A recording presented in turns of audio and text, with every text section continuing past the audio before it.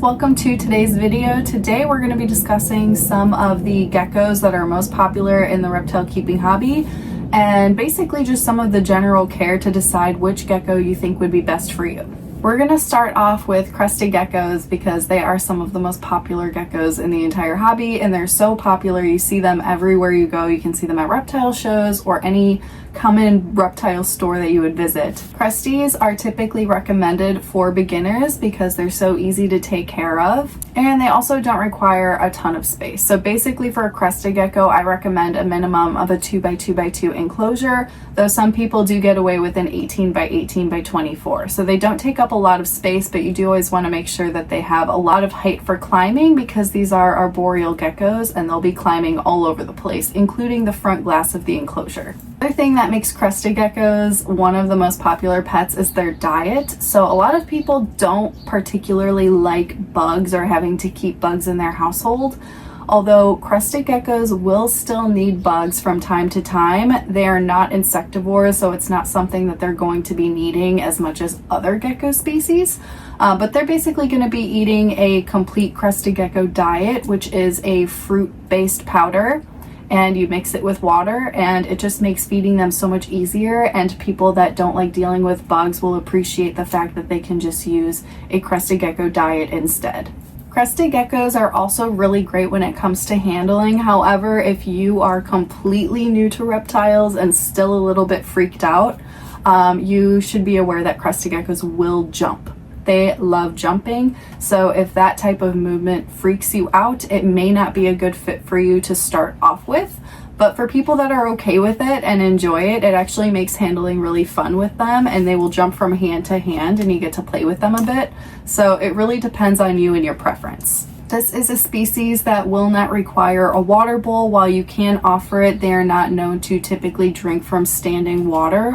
Although some people will argue with me in the comments and say yes, they can. It is possible, but this is not a set standard that you want to give for crested gecko keeping, because most of them will not drink from standing water, and if that is the only water source you're providing them, they're going to get very dehydrated and very sick. So you don't want that to happen. So it can make it a little bit more challenging in that aspect because you can't just place a water bowl at the bottom of the enclosure and assume your gecko is going to drink. Instead, what you need to do is mist down the enclosure every morning and every night, and all of the little water droplets that are around in the enclosure is what your gecko will drink up and be able to hydrate itself. This can make it a little bit more maintenance than maybe you prefer, so that's why it's good to go over all of these things in this video to decide if it's a good fit for you or not. The second gecko that we're going to talk about is the leopard gecko, which is also extremely popular and a great beginner gecko for any person that wants to get into reptile keeping. Leopard geckos also stay a pretty small size. I do recommend a minimum of a 4x2 enclosure, which some people think is just ridiculous because it's so much space. But I promise you, your gecko will utilize it. So ever since I upgraded mine, I feel bad recommending anything smaller than that.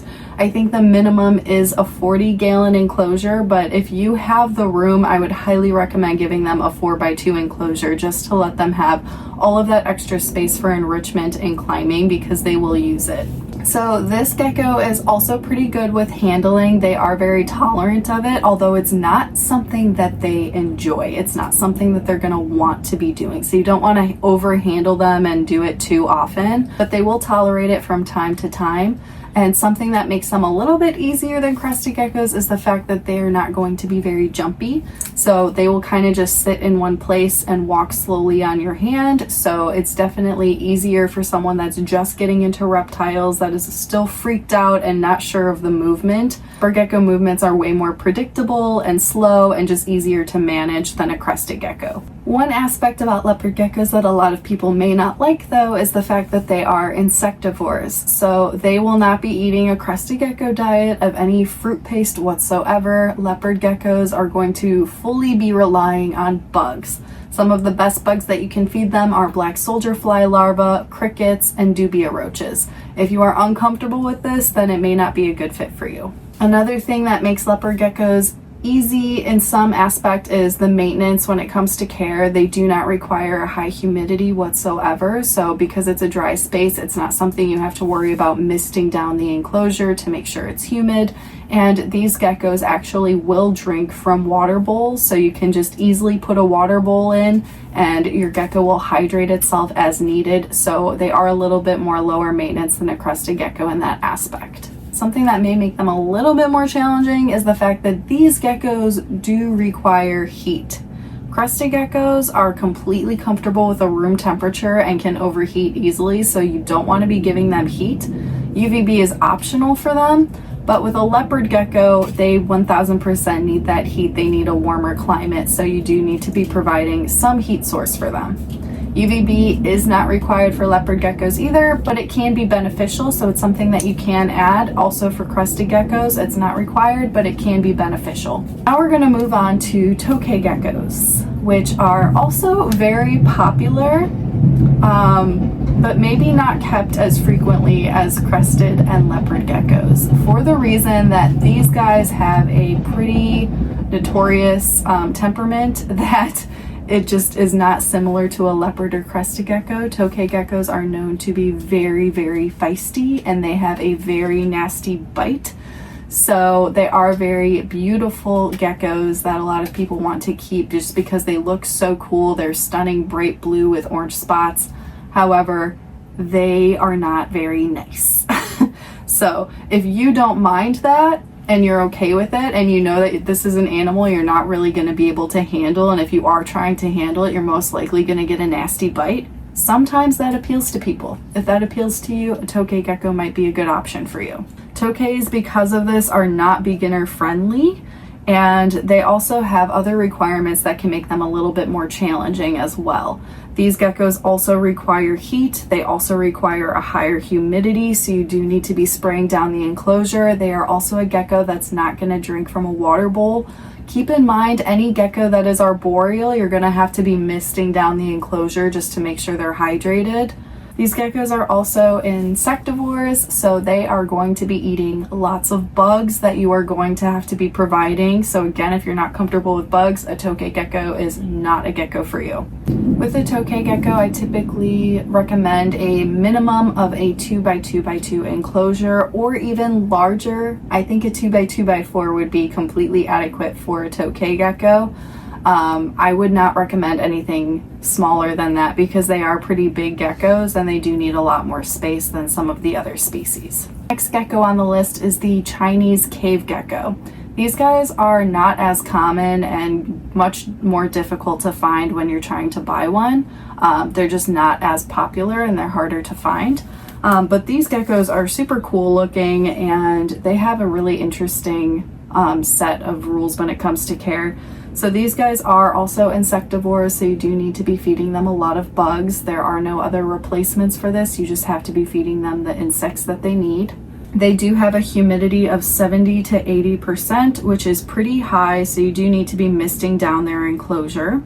Although you can offer a water bowl for these guys as well. They do prefer cooler temperatures, which is interesting to me. So they only need like 65 to 75 degrees Fahrenheit for their enclosure. So it's not really an animal that you're going to have to be providing heat for. This gecko isn't really one for handling. I think that it does depend on the animal, and they are highly prone to stress, but they are not nearly on the same level of handleability as like a crested gecko or a leopard gecko. It's more of a visual animal to just observe. But if you're okay with that and you think that they look super cool and you can provide the proper care, then it may be a good fit for you. And the last gecko on our list today is the day gecko, which is one dream gecko of mine that I hope that I own someday because they are just so cool. But these geckos are not typically for beginners because they have many different requirements that can make them a little challenging. These geckos are also not very good for handling. They are extremely fast, so you have to worry about having an escapee pretty much anytime you want to try and handle a day gecko. So it's recommended to just not try to handle them so much. They're more of a visual animal, and if you're okay with just seeing a beautiful animal every day and not having the need to hold it, then it could be a good fit for you. Some other things to keep in mind with a day gecko is that they do require heat. They need a 90-degree Fahrenheit basking spot. They're also omnivores, so they will eat bugs, lots of bugs, but this gecko will also eat the crested gecko diet of fruit. So they will lick that up with their tongues as well. So it's a little fun because you can offer them some variety with their diet because they're omnivores. They do require a 60 to 80% humidity, which is pretty high, so you do need to be spraying down the enclosure. This is another gecko that is absolutely not going to be drinking from a water bowl, so you do need to be misting down the enclosure to make sure the humidity is up and they are hydrated. And this is a gecko, unlike the others, that actually does require UVB. So it is not something you can skip out. The other ones, it can be beneficial, but it's not required. This one is absolutely required, and if you don't have the UVB for a day gecko, they can get metabolic bone disease and get very sick. So it's something to really keep in mind, and it can make them a little bit more challenging compared to the others. I would recommend for a day gecko to be in a 2x2 enclosure and nothing smaller than that. I think that they need a lot of space because they're so active and fast, so it's good to provide that for them. And that completes my video for today. So let me know in the comments what gecko you think is the best fit for you. I would love to see. I hope that this video was helpful, and I will see you guys in the next one.